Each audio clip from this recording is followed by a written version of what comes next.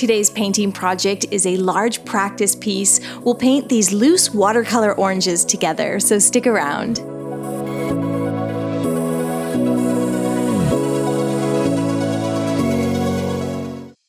Hi friends, welcome back. My name is Shayda, and in today's video we are doing something a little different. We're going to paint these beautiful orange blossoms and oranges. If you are following along, I'm working on hot pressed paper today that's from Arches.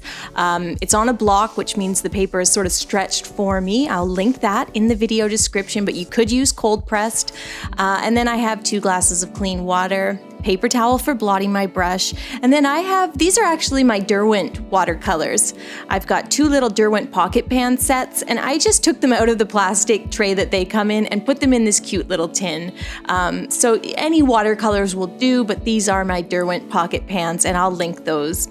And then I'm using 2 synthetic pointed round brushes. The round brush has that big belly for holding lots of paint, and it comes to a nice fine tip or fine point for doing detail work. I have a number 6 and a number 8, and I'll use those for everything. Now the first thing we're going to do is paint the oranges. So I'm starting by mixing up some orange paint. Orange is probably my least favorite color in the rainbow.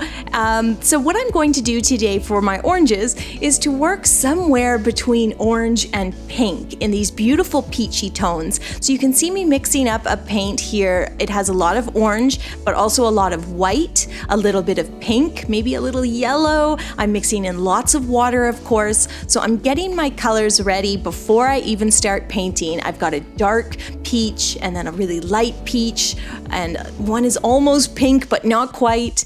And then we'll come over here and we're going to do these really loosely painted watery oranges. So you're just going to work out a circle. We'll do the next one together so you can really see. I got a little ahead of myself here. I've got this beautiful peach color, and just run the brush in a circular motion across the page and do this loose circle. Then you can come back in with a slightly darker peach and just add a little bit of darker color and let it seep out into that wet area. We're working with wet into wet watercolors, and we're just letting the paints do their thing. The pigment moves beautifully in that wet area. And you can see I'm just adding some lowlights there, and it looks so pretty. We're going to continue painting these oranges together. Run your brush across the page in a circular motion. Keep it really loose. These do not have to be perfect circles. And then add a bit of darker pigment and just do these messy splotches, allowing the paint to seep out. For this one, I'm getting nice and close so you can see me do a bloom. So what I'm going to do is come in with my wet, clean brush and add a bit of water to the area. And you can see the water creates a highlight, a bloom. And then if I come back with a clean, dry brush, I can actually pick up even more pigment, intensifying that highlight. So blooms are a great thing to do when you're working with wet into wet watercolors. And not all of your painting needs to be wet into wet. You can let those oranges dry and then do a bit of wet on dry painting where you add some lowlights or some more pigment to the dry paint. And then just keep on moving, keep adding oranges. What this is less of a painting and more of a practice exercise. We're just doing a whole page full of oranges. It's a great way to let loose, paint something different, and just really have fun with it. And then if you love painting oranges, you could always do a more finished piece, maybe of 1 or 2 oranges and the blossoms and leaves. So to continue with our page full of oranges, I am going to paint the blossoms next, the little flowers. And so I'm mixing up a really light color. Since the blossoms are white, I'm mixing white paint with lots of water and then just mixing in a touch of brown or even a touch of that peach. You basically want a very light beige, or you could do a light gray, just whatever light color you want to use. You can see here, if I start putting it on the paper, just how light that is. Still a little peachy.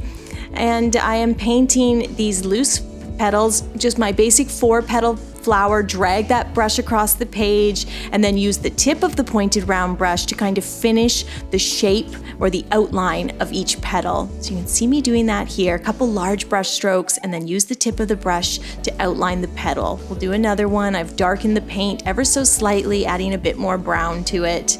And I know they don't exactly jump off the page, but I hope you can see that all right. And you can add as many as you like, just like the oranges. This is just a practice piece. So we're going to put some blossoms with each orange, and eventually we'll work every group of oranges and blossoms into a branch with leaves and branches. So that's what we're going to do next, is the leaves. And I am using a really cool green. I have this dark minty green, and then I'm mixing it with a blue-gray color. And so I'm just going to get this really, really rich evergreen color. And I think that's going to look really pretty with the peachy and pink colors that we've used for the oranges. Now you guys know the drill when it comes to painting leaves.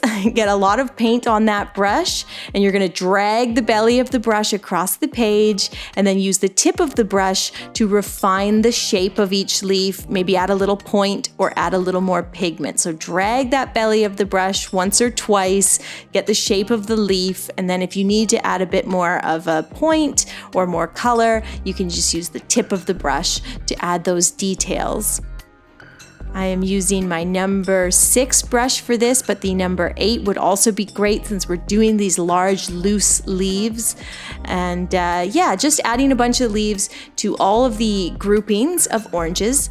And the green is so dark and the oranges are so light that you can also put leaves right over top if you want it to look like that leaf is sort of flopping over the top of the orange. I think that looks really nice and is easy to do. You can add lots of water to the green so that you have some light leaves and some darker ones. And just don't overwork your paints. 1 or 2 large brush strokes is all it takes. And then you can come back and add a little bit of detail if you need to. 1 or 2 brush strokes, use the tip of the brush to refine the shape.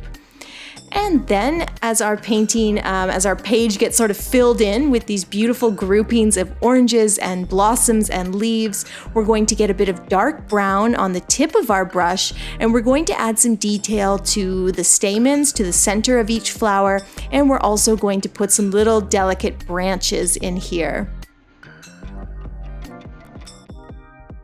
For the stamen in the center of the flower, I'm kind of just doing a circle of loose lines and maybe a few dots. I'll get really close on this one so you can see it's nothing too crazy, a little bit abstracted really. So I've put in my thin little branches, and then I'm doing kind of like some lines and dots. This is just, everything on this page is really loose and not super detailed. So I think for the stamen, it's just a matter of kind of putting a circle of little lines there, a few dots, a few splotches of brown. I am still using just the tip of that number 6 pointed round brush. But if you feel more comfortable doing these thin branches with a smaller brush, definitely switch. It's no big deal if you want to use a 0 or a number 1. I think that's where I started. I would always switch to a small brush when I was learning watercolors. Well, I'm still learning, but there's no shame in that. Then what we're going to do to finish this, and this is totally optional, we're going to add some detail to everything, but you could stop here.